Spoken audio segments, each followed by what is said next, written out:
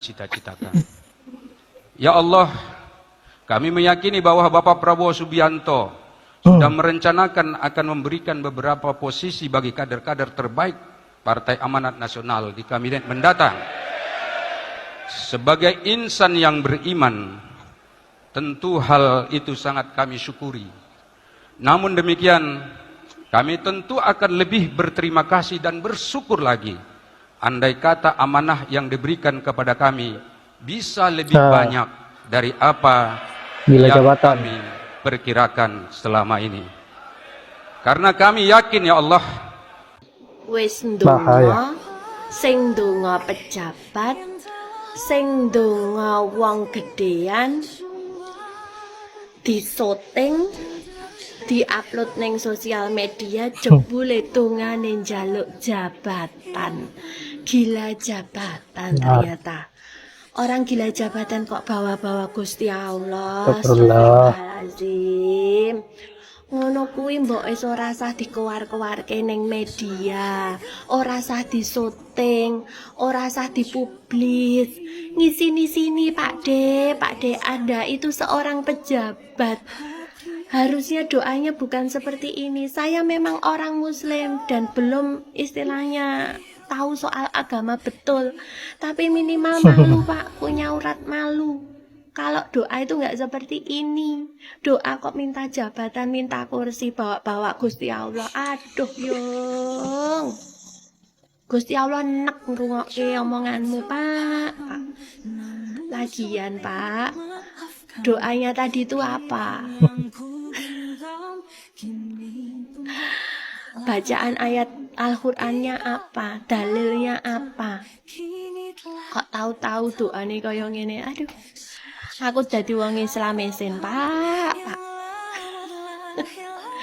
Aku arep njaluk jabatan ora usah diupload ning sosial media. Ora usah disyuting, Pak. Cukup dienggo awake dhewe wae.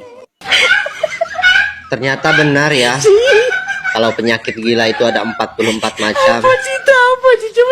Ada yang gila pangkat, ada yang gila jabatan, dan ada yang gila bansos. Tapi alhamdulillah ya, anak abah mah gak ada yang gila bansos.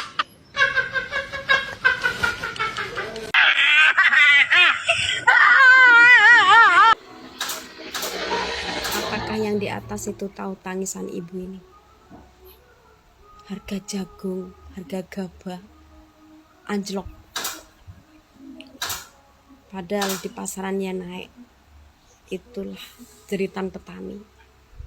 Yang di atas sibuk bagi-bagi jabatan tanpa memikirkan rakyat yang di bawah. Wahai para pejabat, tengok rakyatmu. Jangan hanya waktu pilpres atau waktu pilkada kalian membutuhkan suara mereka. Betul.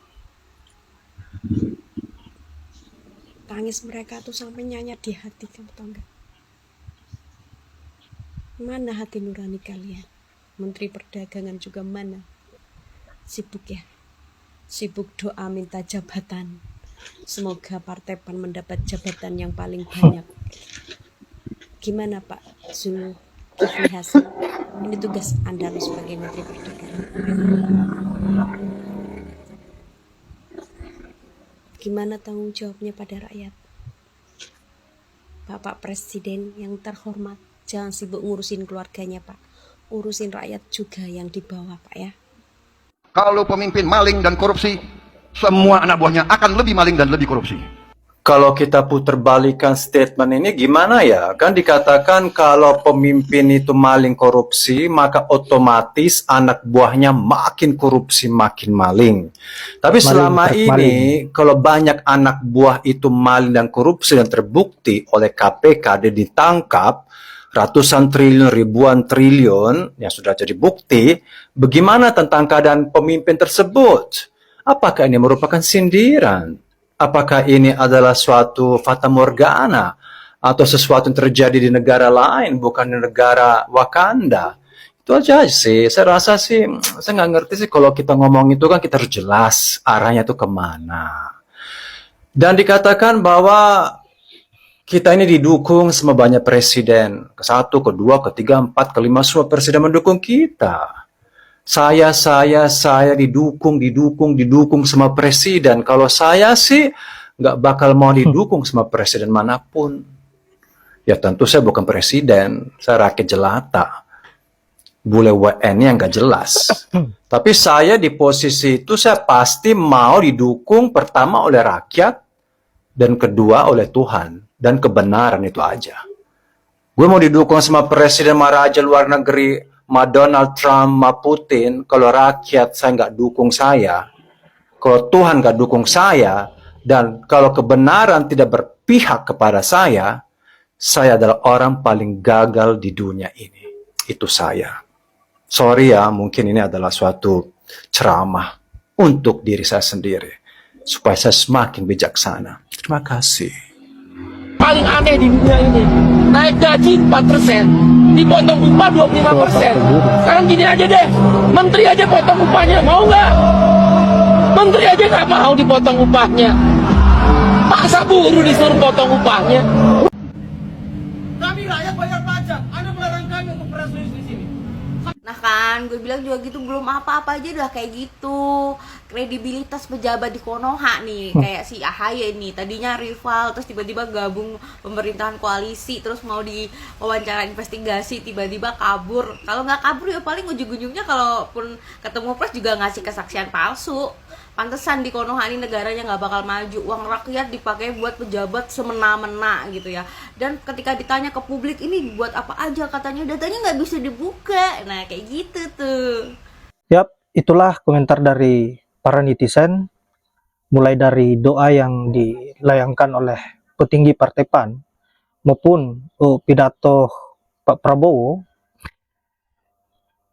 yang menginginkan persoalan pemberantasan korupsi di negara ini setelah menjabat sebagai presiden akan diberantas habis, tetapi direspon dengan menohok oleh Om Bule, blasteran dari Italia dan Indonesia. Saya kira apa yang disuarakan oleh Bang Bule ini cukup mewakili rakyat Indonesia, dan kita harus akui bahwa faktanya di negeri kita